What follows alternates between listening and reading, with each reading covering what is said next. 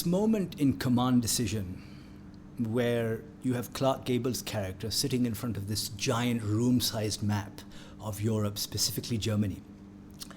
His back is to the camera, and you have the camera slowly move in. And you know that as the phrase goes, the weight of command, that sort of burden, heavy lies the head that wears the crown. That is what I think is beautifully visualized in that particular shot. The camera slowly moves in, and there he is. I mean, sort of like, I wouldn't say almost slumped in his chair, but I mean sort of that burden of that decision that I think dawns upon the viewer.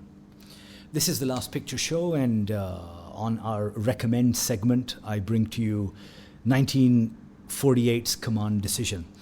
It's based on a play, and it stars Clark Gable, among others. And if Masters of the Air, the Apple TV show that came out last year, or was it earlier this year, didn't do it for you, then that's why we're recommending this, right? That's why I'm recommending this. Then Command Decision is the movie for you to watch. A little sort of context on this. Now, during the Allied bombing campaign, to sort of bring Germany to its knees, a decision was taken, because at that point it was, we should it was only nighttime bombing raids. But then the decision was taken that we should also be in daytime, a daytime bombing campaign, which took that risk factor sort of exponentially high. Because the thing is that sort of at night, of course, because of visibility, it was far more difficult to, shoot down these waves upon waves of Allied bombers, the flying fortresses. But then during the daytime, I mean, sort of it makes it infinitely easier, both with sort of like, civil defenses shooting up, but then also, of course, the Luftwaffe attacking these things. And because of this decision, the losses were exponentially high. I mean, sort of, while I can't quote exact figures, but I mean sort of for every bombing, sort of like, every raid that did take place, I mean sort of, I think it was almost 50% or even higher losses. And this isn't, when you're talking about sort of a flying fortress, I think it's almost a crew of 10 or something like that. So I mean, you can times that into the number of planes being lost in that particular raiding party. So yes, it was really high. And you see that, for example, in Masters of the Air, and you see that in Command Decision, in which Clark Gable, who is the flight commander, who is responsible for this particular, for the decision to go ahead with this. Well, of course, it's a decision that's made on high, but of course he's pushing for it, because, I mean, they receive intel that there's a particular factory. It's not a munitions factory. It's a weapons factory where a particular type of, I believe, plane is being developed.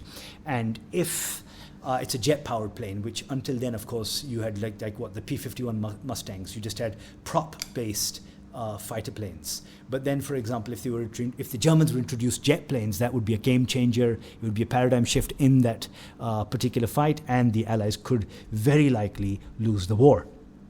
So the decision is taken that despite the heavy losses until this point, he's going to push for even more attacks and try and hit that particular factory.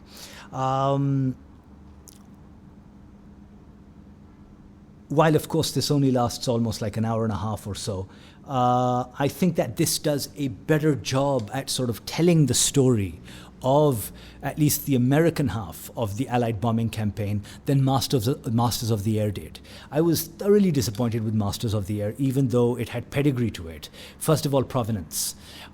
This is sort of a continuation of Band of Brothers, in the sense that sort of when, they did come up with this, Tom Hanks and Steven Spielberg, it was sort of the plan was what they were going to sort of focus on all three sides of the military during World War II, the American military, land, sea, and air. So in terms of, for example, the Army, or in case of the airborne, of course, we got the seminal Band of Brothers.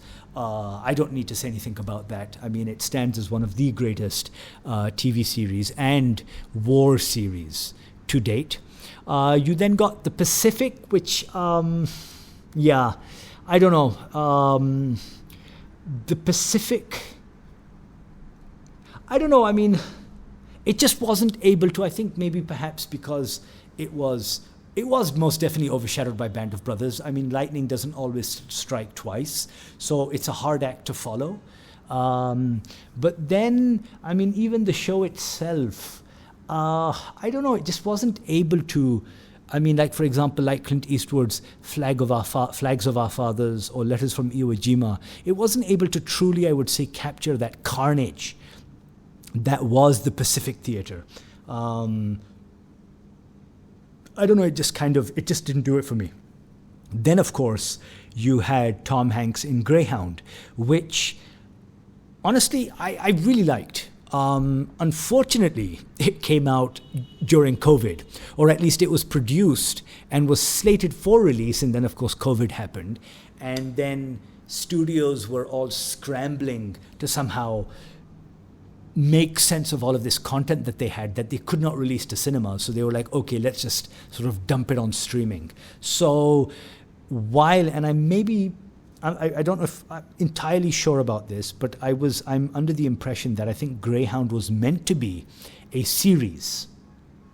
But because of this,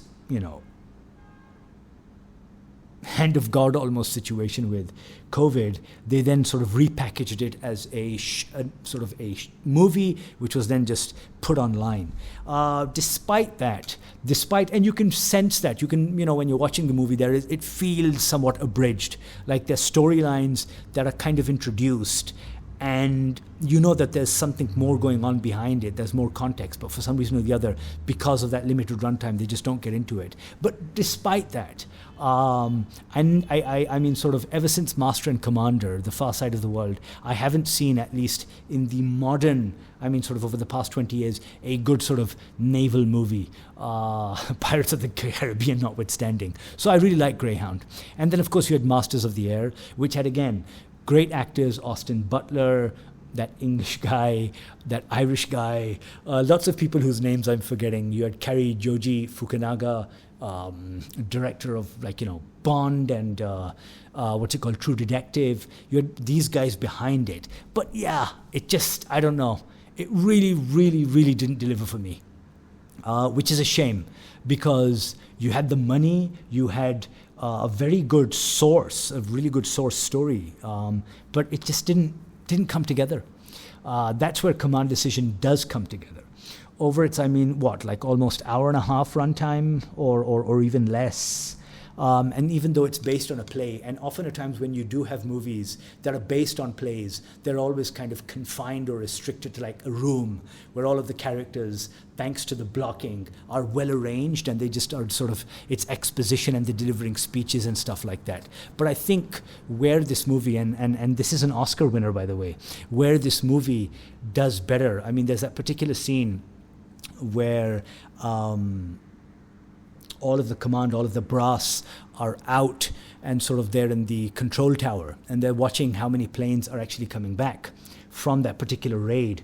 And there's this one scene where there's this particular bomber that's almost like, it's kind of loopy and, sort of their radio in where, what's it called? I think it's the crew radios in, and I think it's the bomber himself, or sort of the radio operator saying, sort of everyone's almost, it's just me and what's it called? I think the pilot. And sort of I'm going to try and bring this in. And Clark Gable immediately sort of grabs the microphone and sort of the thing to sort of help guide him in. And sort of it's a tense moment. And despite their best efforts, the plane still crashes. And that's what there's this back and forth in this movie of sort of, is this decision the right decision? Van Johnson is also another star of that era. He plays Clark Gable's, well, I wouldn't say an ADC, I think more like his number two, like sort of his assistant, I guess. But I mean, sort of he really, it's Clark Gable, and then it's also Walter Pidgeon, who plays the Major General. It's this conversation that just keeps on going on, and sort of that debate. Should we continue doing this? Is this the right decision? Because we're losing so many boys. I mean, we're losing materiel, we're losing pilots. What do we do? And sort of what is the efficacy of this all? And that, I think, is all brought to home in that particular shot. It's a beautiful shot, and it's a movie that doesn't need to rely on, because I mean, even though back then, of course, this is almost 60 years now, longer, 1948, you're not going to have the kind of spectacle that Masters of the Air was able to bring to the screen. And I think that was at least one achievement on their part, where you did have all of those dogfights, which were very, sort of well done. But I think that despite those theatrics, Command Decision is able to at least communicate this do or die sort of decision, these sort of playing with the lives of so many men, and sort of what is the greater good? What does one do in a position of command? So, Command Decision 1948, check it out.